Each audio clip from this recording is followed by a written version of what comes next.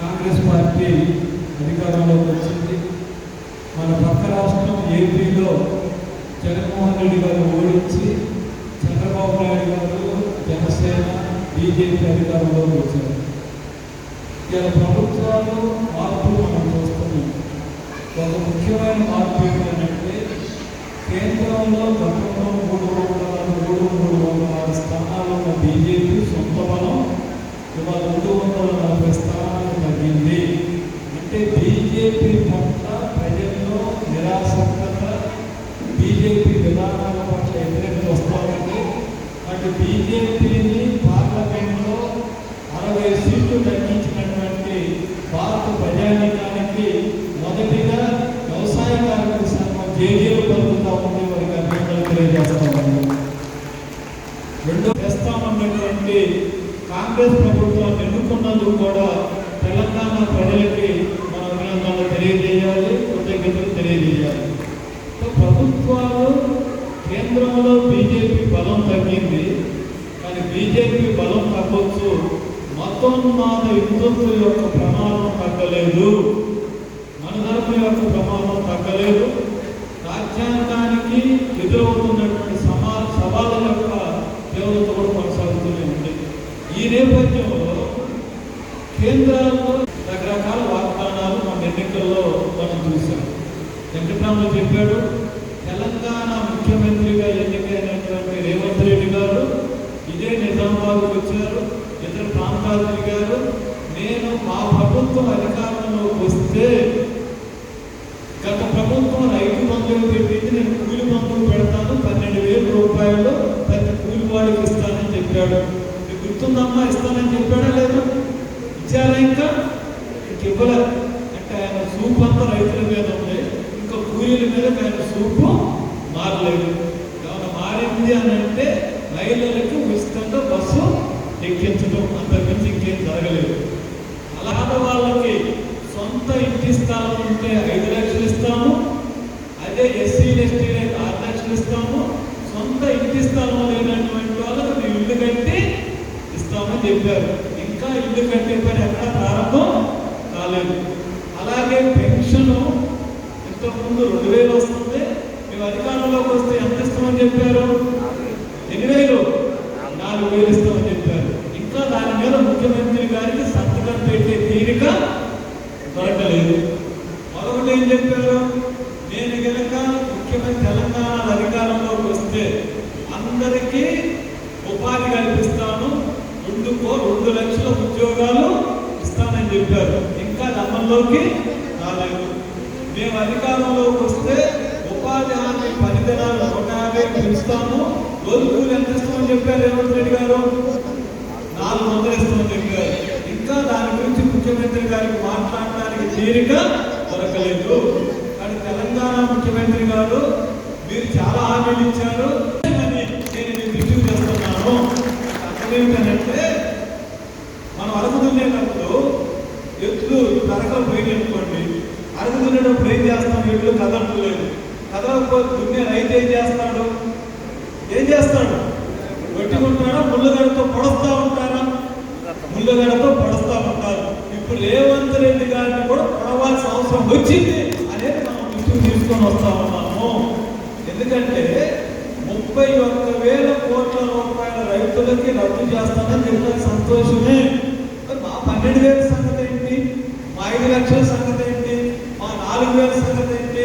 అంటే అర్థం ఏమిటంటే, రైతులకైతే నోరు ఉంది, ఎక్కడైనా మాట్లాడగలుగుతారు, కూలీలకు నోరు లేదు కాబట్టి మాట్లాడలేని అనుకుంటా ఉన్నారు.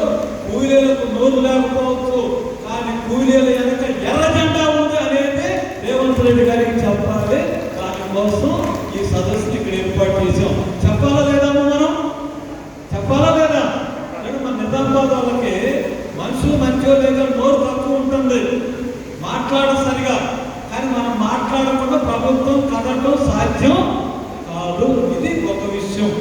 రెండోది, ఈ సదస్సులో మనం పెట్టుకుంది ఏంటంటే కూలి గురించి మాట్లాడాలి, భూమి గురించి మాట్లాడాలి అని మనం చెప్తున్నాం. కేంద్ర పార్టీలు కానీ రాష్ట్ర పార్టీలు కానీ పెన్షన్ ఇస్తామని చెప్తున్నారు, కానీ దున్నుకోవడానికి భూమి ఇస్తామని చెప్పడం లేదు. లేదు మీకు ఉచిత బస్సు ఇస్తామని చెప్తున్నారు, బస్సు ఎక్కిస్తామని చెప్తున్నారు, కానీ కూలీ రేట్లు పెంచడం గురించి ఎక్కడ చెప్పడం లేదు. గతంలో 200 దాకా వెళ్ళిందా? 200 దాకా వెళ్ళింది, కానీ మన కూలి మాత్రం 200 దగ్గరే ఉంది. వ్యవసాయం 250 రూపాయలు, ఇంకెక్కువైతే 250 రూపాయలు దాకా పోయింది. పెట్రోల్ డీజిల్ 50 రూపాయలు ఉన్నప్పుడు మన కూలి 150 ఉంది. ఇవాళ పెట్రోల్ డీజిల్ 100 రూపాయలు దాటింది, అయినా మన కూలి ధరలు పెరగటం లేదు. ప్రభుత్వం ఏం చెప్తుంది? నేను పెన్షన్ ఇస్తున్నాను 4000 అని చెప్తా ఉంది. మన ఆశ కూడా ఏమిటంటే ఆయన పెన్షన్ ఇస్తున్నాడు కదా, సిలిండర్లు ఇస్తున్నాడు కదా, 3 సిలిండర్లు 400కి ఇస్తున్నట్టున్నాడు కదా అని మనం చూస్తున్నాం. కానీ కేరళ రాష్ట్రంలో రోజు కూలి 800 నుంచి 1000 రూపాయలు ఇస్తా ఉన్నారు. అంటే మన దగ్గర 300 అనుకుంటే, కేరళలో 1000 రూపాయలు అనుకుంటే మనకంటే 700 వస్తున్నాయి. సంవత్సరానికి 100 రోజులు పని దొరుకుతుంది వ్యవసాయం అనుకుంటే రోజుకి 700 లెక్క, 10 రోజులకి 7000 అయితే 100 రోజులకి ఎంత అవుతుంది? 70,000 అవుతుంది. అంటే ఒక్క వ్యవసాయ కార్మిక కుటుంబం కనీస వేతనం అమలు జరగకపోవడం వల్ల దేశంలో కానీ కేంద్ర మినహాయించి సంవత్సరానికి 70,000 నుంచి 1,00,000 రూపాయలు మనం నష్టపోతా ఉన్నాము. కాంగ్రెస్ ఎజెండాలో లేదు, బీజేపీ ఎజెండాలో లేదు, చంద్రబాబు ఎజెండాలో లేదు. కూలి పెంచాలన్నటువంటి ఎజెండా ఉన్నటువంటి ఏకైక పార్టీలు ఏమిటంటే అది కమ్యూనిస్ట్ పార్టీలు తప్ప ఈ పార్టీలు కాదు. మరి మనం 1,00,000 రూపాయలు ఒక్క కుటుంబానికి, ఇద్దరున్న కుటుంబానికి కూలీలు అన్యాయం జరుగుతూ ఉంటే, నష్టం జరుగుతూ ఉంటే రేవంత్ రెడ్డి గారు దీని మీద మాట్లాడుతా, దీని మీద చర్చించుతా. ఇంకా చెప్పాల్సి వస్తే లేబర్ వెల్ఫేర్ డిపార్ట్మెంట్ కూడా ముఖ్యమంత్రి గారి దగ్గరే ఉంది, ముఖ్యమంత్రి గారు పర్యవేక్షణ చేస్తూ ఉన్నారు. సంక్షేమం కూడా ముఖ్యమంత్రి గారి దగ్గరే ఉంది, వారే పర్యవేక్షణ చేస్తూ ఉన్నారు. కాబట్టి కూలీ రేట్లు పెరగాలి. ఇప్పుడు మనకి పత్తి వేశారు, రేపు నాటు వేస్తారు, మిర్చి వేస్తారు, ఇవన్నీ పనులు వస్తూ ఉంటాయి. తెలంగాణ రాష్ట్రంలో గతంలో మన సాగు విస్తీర్ణం 1,30 లక్షలు. కేసీఆర్ గారు అవినీతి చేశాడు, బాగా తిన్నాడు, రాష్ట్రాన్ని దివాలా చేయించాడు, దాంట్లో సందేహం లేదు. కాబట్టి 2,22,00,000 ఎకరాల అంటే సాగుగా మనం అవుతున్నాము.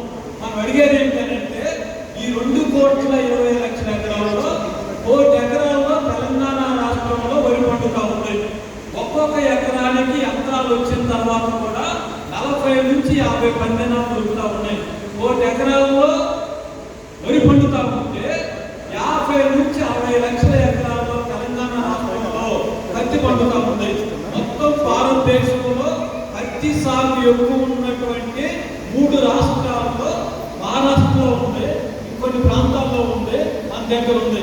మరి పత్తి పండే ప్రాంతాల్లో ఎకరం పత్తికి 100 నుంచి 150 పందెనాలు దొరుకుతూ ఉన్నాయి. ఇంకా చెప్పాల్సి వస్తే భారతదేశంలో కానీ తెలంగాణలో కానీ ఇంకా యాంత్రీకరణ లేనటువంటి పంటలు 2 మిగిలి ఉన్నాయి, ఒకటి పత్తి, 2 మిర్చి. మరి మన తెలంగాణ పెంచాలి, పత్తిలో కూలీ రేట్లు పెంచాలి, చెరకులో. కాబట్టి కూలీ రేట్లు పెరగకపోతే వ్యవసాయ కార్మికుల జీవనంలో మార్పు రాదు. కాబట్టి కాంగ్రెస్ మీటింగ్ లో చర్చించేది అధికారం ఎట్లుండాలి, పదవులు ఎట్లుండాలి, లేదనుకుంటే పదవుల పేరుతో జనం ఓట్లు ఎట్లేసుకోవాలని కాంగ్రెస్ మీటింగ్ లో చర్చిస్తారు. సమావేశంలో మనం చర్చించబోతా ఉన్నాం. అది ఒక ముఖ్యమైనది. ప్రభుత్వం కూలి పెంచిందా?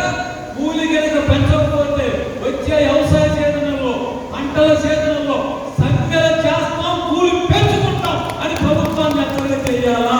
ఇది ఒక ముఖ్యమైనటువంటి కీలకమైనటువంటిది. వ్యవసాయ కార్మిక సంఘం రాష్ట్ర కమిటీ సమావేశాల్లో మనం చర్చిస్తున్నాం. ఇక అన్నిటికంటే మరో ముఖ్యమైనది మా నినాదం ఏమిటంటే కూలి పెంచాలి, భూమి పంచాలి. ఎందుకు భూమి గురించి మనం మాట్లాడుతున్నాము? ఇంతకు ముందైతే 30 సంవత్సరాల క్రితం, 40 సంవత్సరాల క్రితం భూమి వ్యవసాయం ఉండేది కాదు, కాబట్టి మనం మాట్లాడలేదు. కానీ వాళ్ళ భూమికి ఎంత ధర వచ్చిందంటే, ఎంత ధర వచ్చింది అనేది చెప్పబోయే ముందు గ్రామీణ ప్రాంతాలలో ఒక అమ్మాయిని ఒక అబ్బాయికి ఇవ్వాలంటే ముందు ఏం అడుగుతున్నారు కానీ బీసీలకు కానీ లేదా షుగర్ ప్రాంతంలో భూములు ఉన్నాయి, ఎక్కడో దున్నుకోగలిగారు, 2 ఎకరాలు దున్నుకోగలిగారు అంటే ఆ రోజు కృష్ణమూర్తి గారు, కమ్యూనిస్టు ఉద్యమం, వాళ్ళు స్వరాజ్యం గారు ఈ భూములు పంచడంలో ముఖ్యమైన పాత్ర మనం పోషించాము. ఇప్పుడు కూడా అన్నింటి గురించి ప్రభుత్వాలు మాట్లాడుతున్నారు. మరి భూమి గురించి ఎందుకు మాట్లాడరు? మీరు భూ పంపిణీ గురించి ఎందుకు మాట్లాడరు? అంటే భూమి అనేది లో లేకుండా అయిపోయిందనే, లేదు భూమి ఎజెండాలో లేదనే. ఒకప్పుడు మేము భూములు పంచుతామని చెప్పారు, ఇప్పుడేం చెప్తున్నారు? భూములు పంచుతాం కాదు, మేము రోడ్లు కడుతున్నాము, ప్రాజెక్టులు కడుతున్నాము, బిల్డింగ్లు కడుతున్నాము, పార్కులు కడతా ఉన్నాము, ఐటీ ప్రాజెక్టులు వస్తున్నాయి, లేకపోతే ఫార్మల్ వస్తా ఉంటే మేము భూములు పంచడం కాదు, మీ దగ్గర ఉన్న భూముల్ని తిరిగి తీసుకుంటాం. కేసీఆర్ గారు ముఖ్యమంత్రి కాలంలో తెలంగాణ రాష్ట్రంలో సుమారు 5 లక్షల ఎకరాల భూములకు పైగా పేదల నుంచి, మధ్యతరగతి ప్రజల నుంచి ప్రాజెక్టుల పేరుతో, పార్కుల పేరుతో లాగేస్తున్నారు. కేంద్ర ప్రభుత్వం సుమారు 25 లక్షల ఎకరాల భూములు దేశవ్యాప్తంగా అభివృద్ధి పేరుతో తీసుకున్నారు. ఎవరి కోసం భద్రపరుస్తారు? పేదవాడికి ఇళ్ల స్థలాల కోసం భద్రపరుస్తారా? పేదవాడికి పంపిణీ చేయడం కోసం భద్రపరుస్తారా? అదేమి లేదు. భూములు కనుక మీరు పంచకపోతే మేము సభలు పెడతాము, మీటింగ్లు పెడతాము, దరఖాస్తులు పెడతాం, 1 నెల చూస్తాం, 2 నెలలు చూస్తాం. రేవంత్ రెడ్డి గారు కానీ మోడీ కానీ భూములు పంచకపోతే వ్యవసాయ కార్మిక సంఘమే అరకల గట్టి భూములు పంచే కార్యక్రమాన్ని తెలంగాణ రాష్ట్రంలో తీసుకోబోతా ఉన్నాము. అది తెలియజేయడానికి మిమ్మల్ని పిలిచామమ్మా. మిమ్మల్ని బస్సు ఎక్కించి, ఆటో ఎక్కించి ఇక్కడ రాగలించింది ఎందుకంటే క్యారెక్టర్ చేయడానికి కాదు, లేదా మీరు బాగున్నారా లేదో మీ మొక్కలు మేము చూడటానికి, మా మొక్కలను మీరు చూసుకోవడానికి కాదు. నిజామాబాద్ జిల్లాలో ప్రతి పేదవాడికి ఇల్లు ఉండాలి, ఇంటి స్థలం ఉండాలి, ఎకరం భూమి ఉండాలి. అది రేవంత్ రెడ్డి ఇస్తాడా లేదా ఎర్ర జెండా పంచాలా అది తెలియజేయడానికి ఈ సమస్యను మనం పెట్టాము. ఎందుకు ఈ మాట చెప్తున్నామంటే మీరేం చెప్తారు? మేము ఉద్యోగాలు ఇస్తామని చెప్తారు. ఎక్కిస్తారు మీరు ఉద్యోగాలు? ఏ పద్ధతిలో ఇవ్వగలుగుతారు? మోడీ గారు అంట సంవత్సరానికి 2 కోట్ల ఉద్యోగాలు ఇస్తూ ఉంటాడు, ఆయన ఉద్యోగాలు ఇవ్వలేదు. అలాగే నేనేమన్నాడు రేవంత్ రెడ్డి గారు? నేను ముఖ్యమంత్రి అయితే 2 లక్షల ఉద్యోగాలు ఇస్తానని చెప్పాడు. ఏనా క్యాలెండర్ ఇంకా ప్రకటించలేదు. ప్రకటించకపోగా మీకు ఒక లెక్క చెప్తే యూపీలోనంట 6,000 కానిస్టేబుల్ పోస్టులు, కానిస్టేబుల్కే పేపర్ లీక్ అయిందంట. అంటే 69 లక్షల మంది రాశారు, 6,000 ఉద్యోగాలు, పేపర్ లీక్ అయింది, పరీక్ష రద్దయింది. గుజరాత్లో ఈ కాలంలో 15 సార్లు పేపర్ లీక్ అయిందంట. తమిళనాడులో 3 సార్లు పేపర్ లీక్ అయిందంట. మధ్యప్రదేశ్లో 12 సార్లు పేపర్ లీక్ అయిందంట. ఈ వివరాలన్నీ ఇప్పుడు మనకు అప్రస్తుతం. నేను ఎందుకు చెప్తున్నానంటే మీరు ఉద్యోగాలు కల్పిస్తామని ఎలా కల్పిస్తారు? ఎట్లా కల్పిస్తారు?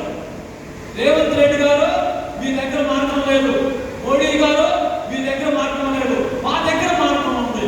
మోడీ గారు కానీ రేవంత్ రెడ్డి గారు కానీ మమ్మల్ని పిలిస్తే ఈ మార్గం చెప్తాం. దేశంలో అందరికీ ఉద్యోగాలు ఇవ్వచ్చు, దేశంలో అందరికీ ఉపాధి ఇవ్వచ్చు, దేశంలో కొనుగోలు శక్తిని పెంచవచ్చు. ఎందుకని మీరు చూస్తే నిజామాబాద్ కానీ, బోధన కానీ, లేదా జిల్లాల్లో కానీ పండగ వచ్చిందన్న ఇంతకుముందు ఏమనేవాళ్ళు? దసరా వస్తే, సంక్రాంతి వస్తే 1 చీర కొంటే 2 చీరలు ఫ్రీ